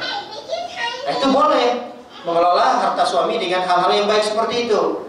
Udah ngirim belum buat orang tuanya di kampung? Kan biasanya Mas setiap bulan ngirim walaupun sedikit. Nah ini istri yang baik, mengingatkan suami dalam hal-hal yang seperti itu. Atau mengajarkan suaminya untuk tidak pelit. Mas, saya itu ada saudara, ada paman, dia sedang sakit, udah pensiun, anaknya masih kecil-kecil lagi. Mas, boleh nggak sebagian yang lebih dari sisa rezeki kita berikan kepada mereka? Nah, ini mengajarkan suami yang baik, tidak pelit. Ini bagus. Tapi kalau kita menggunakan harta suami tanpa seizin suami, walaupun dalam perkara yang baik, ini melanggar hak suami, melanggar kewajiban sebagai seorang istri. Baik. Yang berikutnya di antara kewajiban istri yang merupakan hak suami adalah berkhidmat. Berkhidmat ini apa bahasa Indonesianya?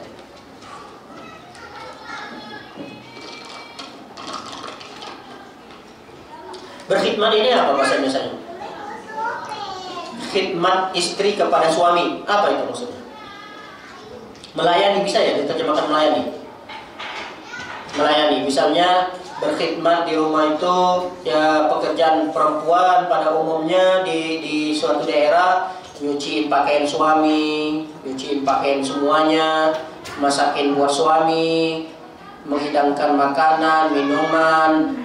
Itu apa nama bahasa Indonesianya apa? Hah? Melayani juga, bisa melayani juga bahasanya kan ya? Apa? Hah? Menservis. Kok menservis?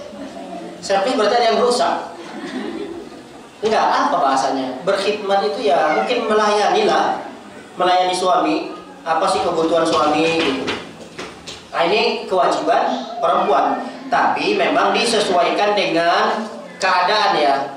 Beda memang khidmat bagi perempuan yang kuat dengan orang yang sedang sakit. Itu beda. Jadi disesuaikan. Ada suatu daerah memang yang nyuci itu bukan istrinya. Ada nggak di suatu daerah seperti itu?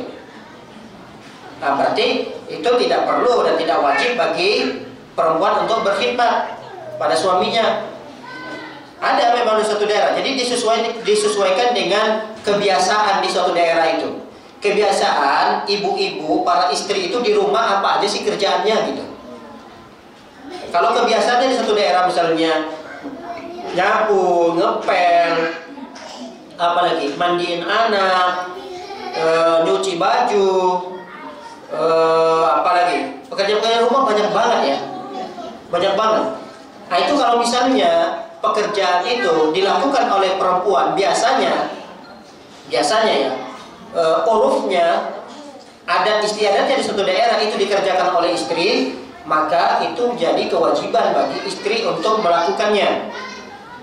Boleh nggak istri itu minta membantu pekerjaan rumah tangga? Boleh atau tidak? Boleh, sesuai dengan kesanggupan suaminya. Dan itu dulu pernah dilakukan oleh Fatimah radhiyallahu taala anha. Fatimah radhiyallahu taala anha melihat banyaknya pekerjaan yang dia kerjakan di rumahnya. Di samping itu juga dia bekerja pekerjaan yang tidak dikerjakan oleh perempuan. Luar biasa Fatimah radhiyallahu taala anha. Beliau itu mengerjakan sesuatu yang bukan dikerjakan oleh perempuan. Harusnya pekerjaan itu dikerjakan oleh keledai. Minimalnya dikerjakan oleh laki-laki. Tapi biasanya digunakan dibantu oleh keledai, kuda gitu. Apa itu pekerjaannya? Menghaluskan gandum. Menghaluskan gandum itu kan pekerjaan berat.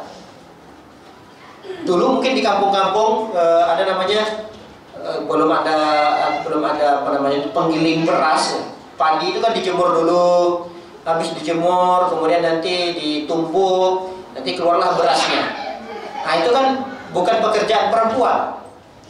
Jadi suatu daerah adat istiadatnya yang mengerjakan itu laki-laki, maka itu tidak dibebankan kepada perempuan. Tidak wajib perempuan itu mengerjakannya.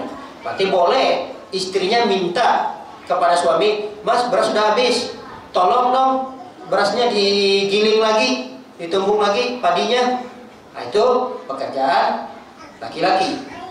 Dan itu dulu pernah dilakukan oleh Fatimah, menghaluskan gandum itu. Ada dua batu besar, satu di bawah, satu di atas. Batu yang di atas itu diputar, batunya gede, sampai-sampai Fatimah itu dalam riwayat diceritakan tangannya itu kasar. Tangannya itu kasar, kepalan tangannya, karena mengerjakan pekerjaan yang berat. Suatu ketika dia curhatlah kepada suaminya, Ali bin Abi Thalib. Ali, kalau kita mungkin manggilnya Mas, bisa enggak dibantu pekerjaan rumah tangga ini, entahkah itu hamba sahaya atau pembantu yang digaji. Kata Ali, nggak bisa, saya nggak punya biaya untuk membayar jasa mereka, saya nggak bisa, saya nggak punya uang untuk menggaji mereka. Tapi intinya adalah bagaimana Fatimah radhiyallahu taala anha ini mengerjakan pekerjaan yang umumnya, yang biasanya dilakukan oleh perempuan, itu dikerjakan oleh Fatimah radhiyallahu taala anha. Ada pekerjaan-pekerjaan yang mungkin tidak mampu dikerjakannya atau berat baginya untuk mengerjakannya, boleh beliau meminta agar dibantu oleh pembantu atau siapa yang disewa untuk mengerjakan itu. Boleh, tidak ada masalah selama suami itu mampu untuk menunaikannya. Tapi kalau dia melihat ekonomi suaminya juga pas-pasan, ya sudahlah, dia kerjakan yang bisa dia kerjakan, yang tidak bisa dia kerjakan minta suami untuk mengerjakannya. Jadi itu diantara hak suami yang wajib dikerjakan oleh istri, yaitu pekerjaan rumah tangga. Pekerjaan rumah tangga, pekerjaan yang ada di rumah. Kalau memang umumnya di Bekasi ini adalah yang mengerjakannya istri, maka yang mengerjakan itu adalah istri. Jangan disuruh suaminya setrika, jangan suruh suaminya nyuci, jangan. Karena memang umumnya di Bekasi ini misalnya yang mengerjakan itu perempuan gitu. Ya kalau memang ada suami yang baik, Masya Allah, dia misalnya hari libur nyuci piring dia, nyapu, ngepel. Suami ibu di rumah gitu nggak? Hah? Iya. Masya Allah, nyapu misalnya di luar atau tidur kalau hari libur. Ya tidak ada masalah. Ada memang suami yang seperti itu. Tapi ini harus diapresiasi lah suami yang seperti ini. Ucapkan terima kasih atau apa gitu. Bagus. Tapi kalau suaminya ya hari libur maupun hari kerja tetap juga istri yang mengerjakannya, tidak ada masalah, karena memang itu adalah kewajiban kita sebagai istri. Itu kewajiban kita sebagai istri. Kalau ada suami yang berbaik hati seperti itu, ya kita luar biasa ucapkan terima kasih. Mungkin dia melihat bahwa pekerjaan rumah tangga itu luar biasa capeknya dan banyaknya. Dia membantu istrinya, itu adalah perkara yang baik yang dilakukan oleh suami tersebut. Baik, para hadirin yang oleh Allah SWT, yang terakhir, hak suami yang wajib ditunaikan oleh istri adalah suami itu berkewajiban menerima, istri itu berkewajiban untuk menerima pendidikan dan pembelajaran dari suami. Jadi pendidikan dan pembelajaran itu haknya suami yang wajib diterima oleh istri. Dalam hal apa saja. Bahkan andai kata pendidikan itu, pembelajaran itu harus dengan cara memukul, misalnya memukul istri, maka boleh, dalam Islam boleh. Hanya saja dalam syariat kita ada aturan-aturan di dalam memukul. Istri misalnya dipukul oleh suami karena suatu kesalahan, boleh. Tapi lihat bagaimana adab-adab atau aturan yang dibuat dalam syariat dalam syariat memukul ini. Misalnya jangan sampai memar, jangan sampai meninggalkan bekas. Jadi pukulan pembelajaran. Gimana sih kalau kita memukul anak kita dalam rangka memberikan pelajaran kepadanya? Jadi jangan memukul pada tempat-tempat yang terlarang, seperti wajah atau tempat-tempat yang sensitif. Istrinya dipukul bagian jantungnya, ya tergelepar-gelepar lah istrinya, kejang-kejang orang dipukul pada bagian ini. Ya kalau bagian-bagian misalnya mohon maaf pantat misalnya atau apa yang tidak berbahaya, dan itu pukulan-pukulan yang memang berikan pelajaran gitu. Tidak ada masalah. Tidak ada masalah. Tidak mengapa. Dan itu dibolehkan, dalam Islam dibolehkan. Hanya saja, mohon maaf nih, hanya saja pendidikan seperti ini, pembelajaran seperti ini adalah pembelajaran yang tidak baik. Kalau suami melakukan itu kepada istrinya, ini adalah pembelajaran yang tidak baik dilakukan oleh suami. Rasul sallallahu alaihi wasallam bersabda dalam sebuah hadis, "La tadribu ima Allah." Jangan kalian pukul istri kalian, kata Rasulullah. Lihat, Rasul pertama melarang. Jangan kalian wahai para suami memukul para istri-istri kalian. Faja'a Umar ila Rasul sallallahu alaihi wasallam. Umar pun datang nih ke Rasulullah. Habis datang, Umar berkata, "Dzabirna nisa'u ala azwajihinna." Ya Rasulullah, ternyata perempuan sekarang petantang petenteng sama suaminya, karena nggak boleh dipukul lagi. Lalu Rasul sallallahu alaihi wasallam mengatakan farakhasa fi darbihinna, diberikanlah keringanan. Udah kalau begitu sekarang silakan kalian pukul kembali istri kalian kalau mendapatkan kesalahan. Diperintahkan lagi oleh Rasulullah untuk memukul lagi.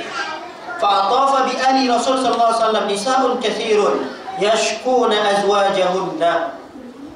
Lalu kemudian para perempuan-perempuan ini, para istri-istri ini datang ke rumah-rumah Rasulullah, datang ke istri-istri Rasulullah mengadukan tentang perilaku suaminya yang memukul. Lalu Rasul SAW mengatakan, "Laqad atafa bi ali baiti Muhammadin nisa'un katsirun yashkuna azwajahunna." Sungguh tadi telah datang para istri-istri ke rumah Rasul SAW mengadukan perkara suaminya yang suka memukul. Kata Rasulullah, "Laisa ulaika bi khiyarikum." Sungguh perbuatan suami yang suka memukul di dalam mendidik dan di dalam memberikan pelajaran kepada istrinya, ini adalah sifat suami yang tidak baik. Kata Rasulullah, ini adalah sifat suami yang tidak baik. Baik, ada tahapan-tahapan memang. Kalau kita mendapati istri melakukan kesalahan, tahapan-tahapan itu ada. Dia tidak langsung memukul. Allah Subhanahu wa taala dalam surah An-Nisa ayat 34. Kata Allah Subhanahu wa taala, "Wallati takhafuna nushuzahunna fa'idhuhunna wahjuruhunna fil madaji' wadribuhunna fa in ata'nakum fala tabghu 'alaihinna sabila." Kata Allah Subhanahu wa taala, kalau kalian wahai suami mendapati istri kalian itu membangkang. Istri kalian itu membangkang, tidak patuh misalnya, atau ada kesalahan. Yang harus pertamanya kamu lakukan adalah menasehatinya dulu. Nasihati dulu. Nasihat ini bukan marah-marah guys istri gitu. Beda marah-marah dengan nasihat. Dan nasihat itu tidak di depan umum. Ini ada nanti kadang suami itu mau berikan nasihat, istrinya salah, tapi dia nasihatinya depan umum. Istrinya habis pulang kajian nih. Habis pulang kajian mungkin salah naik motor atau apa. Langsung direpetin apa? Diomelin istrinya, dimarah-marahin istrinya di depan umum. Gak boleh seperti itu. Kalau kita mau nasihati istri, nanti di rumah nggak ada orang, nggak ada anak misalnya, nasihatin istri dengan cara baik. Tapi saya mau nasihatin siapa di sini? Suaminya nggak ada di sini ya. Ya udahlah, itu tinggalkan aja. Terus ini yang pertama, fa'idhuhunna, nasihati dulu kalau dapat kesalahan pada istri. Yang kedua, wahjuruhunna, kalau dinasihati juga enggak berubah, dinasihati tapi belum juga mengambil pelajaran, maka pindah kepada yang kedua, wahjuruhunna, tinggalkan istri tersebut. Tinggalkan di sini bukan meninggalkan dia di rumah, tapi tinggalkan dia untuk tidak tidur satu kasur. Kalau di luar rumah tetap seperti biasa. Bisa dipahami ibu sekalian? Ini kita punya masalah nih sama suami. Ternyata suami kita menghajar kita. Menghajar kita itu tidak nyapa kita, nggak ngucapin salam sama kita, nggak ngajak kita ngobrol. Kadang kita tidur dipunggungin sama dia. Kadang dia kita tidur di kamar, dia malah tidur di luar misalnya. Itu hanya sebatas di dalam rumah saja. Nggak boleh sampai di luar rumah. Dan sampai ke orang tua pun nggak boleh. Ke orang tua kita, ke mertua kita, jangan sampai. Jangan sampai masalah ini ketahuan sampai di luar sana. Ini cukup hanya internal keluarga saja antara suami dan istri. Lalu kemudian kalau juga sudah dihajar, istri tetap seperti itu, tidak ada perubahannya, tidak meminta maaf pada suaminya misalnya atas kesalahan yang dilakukan, maka yang ketiga kata Allah Subhanahu wa taala, wadribuhunna, boleh dipukul. Boleh dipukul. Nah, ini adalah tahapan yang terakhir, solusi terakhir di dalam menyikapi kesalahan istri. Jadi kalau istri salah langsung dipukul, ini adalah sikap yang tidak baik yang dimiliki oleh suami. Ya Allah alam bisawab. Demikian ibu sekalian yang dapat kita kaji pada kesempatan yang singkat ini. Semoga ada ilmu yang bisa diambil dan mudah-mudahan dapat kita amalkan dalam kehidupan kita sehari-hari. Allah alam bisawab. Demikian, barangkali ada yang ingin didiskusikan, silakan ibu.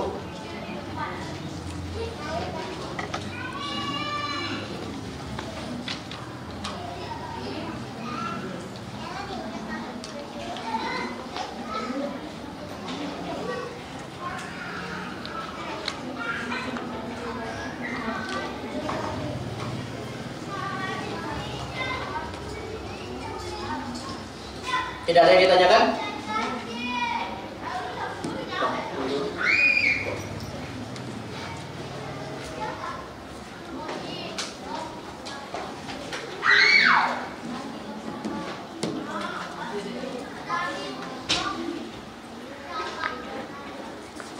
Ada beberapa pertanyaan yang kita bacakan. Bismillah.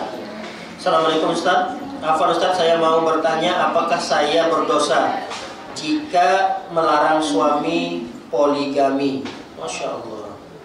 Walaupun saya tanya belum ada niat poligami, tapi saya takut dan gak ridho. Apakah berdosa sang istri tersebut kalau dia melarang suaminya untuk poligami? Ya kalau ada alasan-alasan yang bisa diterima, nggak berdosa. Apa alasannya dia tidak dia melarang suaminya untuk poligami? Alasannya misalnya dia belum bisa menerima, belum sanggup, takutnya begini begitu. Ya sudah, dia boleh saja dengan alasan-alasan tersebut. Atau kalau misalnya saya belum bisa nanti berbakti kalau ada perempuan yang lain, khawatir saya akan semakin mengingkari, semakin kufur kepada suami, semakin banyak dosa saya nanti gitu. Kalau masnya poligami dan seterusnya. Atau mungkin alasan yang lain, karena anak-anak kita saja belum sekolah, sedangkan biaya sekolah begitu besar, kita juga butuh biaya ini biaya itu.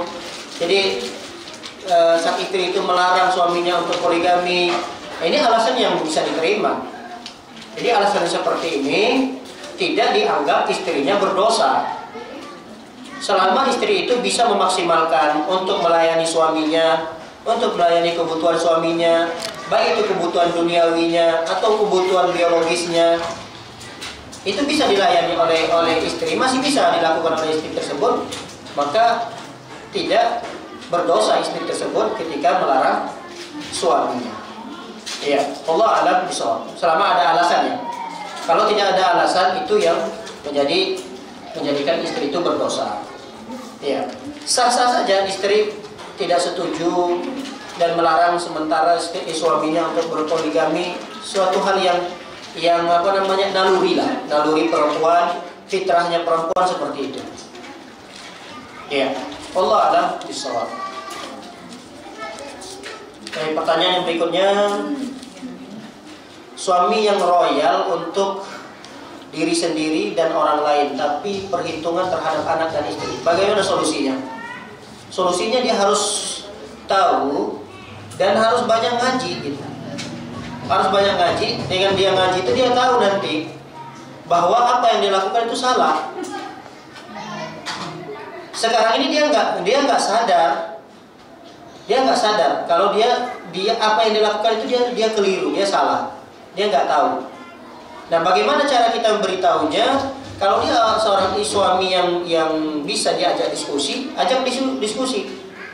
Bicara dengan cara yang baik, lihat momennya, kasih tahu bahwa kamu kok bisa royal terhadap orang lain, traktir sana, traktir sini, jalan-jalan sana, jalan-jalan sini, habisin uang begitu saja. Tapi sama keluarga kok nggak seperti itu gitu. Bukankah ada hadis Rasul SAW mengatakan bahwa nafkah kepada anak, kepada istri itu lebih besar pahalanya daripada nafkah kepada orang miskin. Kita infak nih kepada orang miskin, kita infak nih untuk di jalan Allah, kita infak nih kepada anak yatim misalnya. Itu semuanya pahala besar, tapi pahala itu tidak lebih besar dibandingkan kita infaknya kepada anak dan istri. Kalau membahagiakan orang lain saja merupakan pahala yang begitu besar, membahagiakan orang lain dengan kita traktir mereka misalnya, maka pahala yang lebih besar daripada itu tatkala kita traktir keluarga kita. Kalau kita jalan-jalan dengan teman-teman kita misalnya pergi kemana, meninggalkan anak istri kadang 2 hari, 3 hari berliburan sama temannya, itu adalah membahagiakan orang lain, membahagiakan diri sendiri, jauh lebih besar pahalanya tatkala kita membahagiakan keluarga kita. Nah ini keliru. Suami yang seperti ini keliru, tidak menempatkan sesuatu pada tempatnya, atau tidak memprioritaskan sesuatu yang harusnya dia prioritaskan. Itu keliru. Jadi orang seperti ini hendaknya diberikan nasihat. Dan untuk berikan nasihat itu saya nggak tahu apakah dia bisa menerima nasihat dari istrinya. Kalau tidak, ya mau nggak mau, ya panggillah seorang ustaz atau siapa tokoh yang bisa menasihatinya, supaya apa yang dilakukan oleh suami itu tahu bahwa itu adalah perkara yang keliru. Walaupun ini baik, tapi kebaikannya salah pada tempatnya, tidak pada tempatnya. Ya Allah alam bisawab. Baik. Pertanyaan berikutnya, Assalamualaikum. Waalaikumsalam. Bagaimana sikap istri untuk menghadapi suami yang suka berbohong dalam segala hal dengan alasan demi kebaikan, sedangkan sang istri tidak suka dibohongi? Demi kebaikan seperti apa? Berbohong kan boleh ya? Boleh, sang istri boleh berbohong kepada suami, suami boleh berbohong kepada istri. Ini dikecualikan oleh Rasulullah. Tapi dalam hal untuk mempererat, untuk memperkokoh hubungan rumah tangga dan tidak sampai menzalimi hak-hak istri. Saya tanyakan kepada penanya ini, ibu, apakah suami membohongi ibu bukan dalam rangka mengharmoniskan rumah tangga, atau memang untuk mengharmoniskan rumah tangga bohongnya ini? Kalau jawabannya misalnya dia memang suka berbohong, bukan dalam hal-hal untuk menjaga rumah tangga, bukan, masalah-masalah sekalipun dia berbohong, berarti bohong yang seperti ini dosa besar. Kenapa? Karena dia menzalimi hak istrinya. Misalnya kebutuhan untuk belanja hari ini itu harusnya 100.000, tapi kata suaminya, aduh maaf ya, cuma dapat 50.000, padahal dia dapat di hari itu misalnya Gojek misalnya dapat 200.000, dia kasih pada istrinya 50.000. Akhirnya yang menutupi kebutuhan dapur ya uang istrinya lagi gitu. Nah ini bohong yang seperti ini adalah bohong yang berpotensi menimbulkan dosa besar, karena bohong seperti ini menzalimi hak-hak istrinya. Kalau berbohong dalam rangka menzalimi hak istri, ini bohong yang tidak dibolehkan dalam Islam. Kalau misalnya bohong seorang suami misalnya Masya Allah, masakanmu, waduh mantap sekali, enak banget hari ini masaknya. Bohong nggak dia? Bisa jadi dia bohong. Ini masakannya, ini kalah sama restoran yang kita pernah makan. Ingat nggak nih, kita makan di sana itu nih. Nah, itu kan sama nih masakan kayak gini juga, gulai asamnya. Tapi yang ini lebih enak nih, masakan ini, masakan kamu hari ini. Padahal dia bohong. Dalam rangka apa bohongnya ini? Dalam rangka untuk menjaga keharmonisan rumah tangganya, keutuhan rumah tangganya. Berbohong suami di hadapan istrinya, bohong yang seperti ini yang dibolehkan. Bukan semua bohong. Kadang-kadang suami melegalkan kebohongannya dengan dalil, boleh kok suami berbohong sama istri. Nah, bukan dalam rangka menzalimi hak istri, tapi dalam rangka menjaga keutuhan rumah tangga. Ya Allah a'lam bishawab. Berikutnya, Assalamualaikum warahmatullahi wabarakatuh. Jika seorang istri mempunyai seorang asisten rumah tangga, tapi yang yang membayar, yang membayar istrinya, jadi pakai uang istrinya untuk menggaji asisten tersebut. Apa itu boleh, Ustaz? Ya tanya lagi kepada istrinya, dia ridho atau tidak? Dia rela nggak yang menggaji itu adalah istrinya? Ikhlas atau tidak dia? Oh iya, nggak apa-apa. Dia sudah mengatakan ke suaminya, nanti tolong carikan saya pembantu rumah tangga, biarlah saya yang menggajinya. Kalau ada kata-kata seperti itu, berarti tidak ada masalah, boleh saja, baik, bagus. Istri seperti itu. Tapi kalau memang ya kondisinya seorang istri itu butuh asisten, karena anaknya masih kecil banyak, kemudian baru melahirkan lagi, anaknya masih melahirkan baru 2-3 hari, kemudian kerjaan rumah menumpuk, anaknya berantakin sana berantakan sini, baju kotor menumpuk. Nah, mintalah kepada suami dia membantu pekerjaan itu. Tapi suami juga sibuk, berarti suami mencarikan asisten rumah tangga. Nah, dalam hal ini siapa yang berkewajiban untuk menggaji asisten tersebut? Kewajiban suami. Tapi suami nggak mau bayar, Dia menganggap itu pekerjaan istrinya, nggak mau dia bayarnya asisten tersebut. Akhirnya dibayarlah oleh istrinya.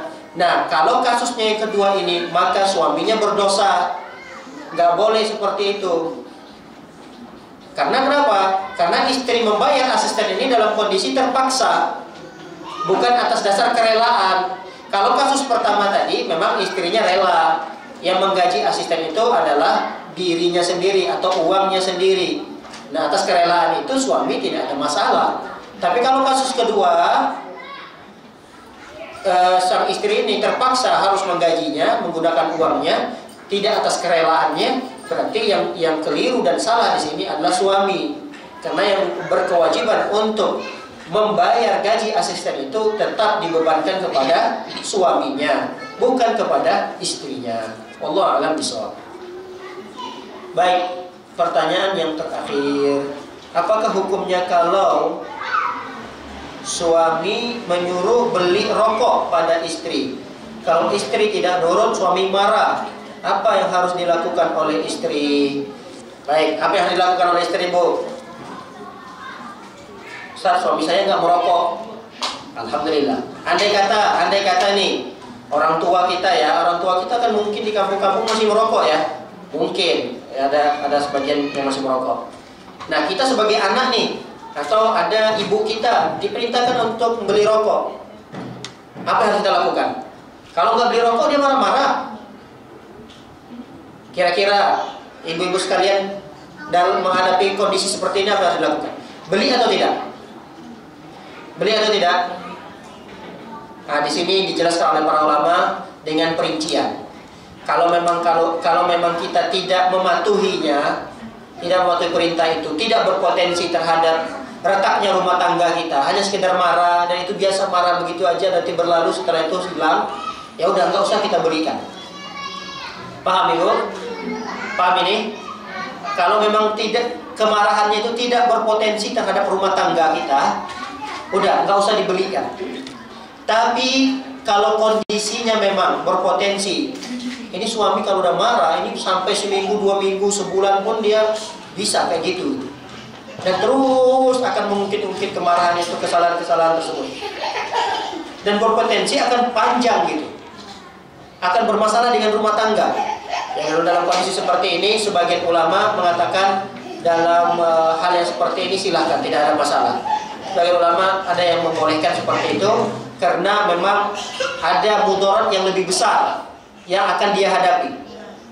Membeli rokok memang kan mudarat, bahaya, membahayakan dia karena tolong menolong dalam kemaksiatan.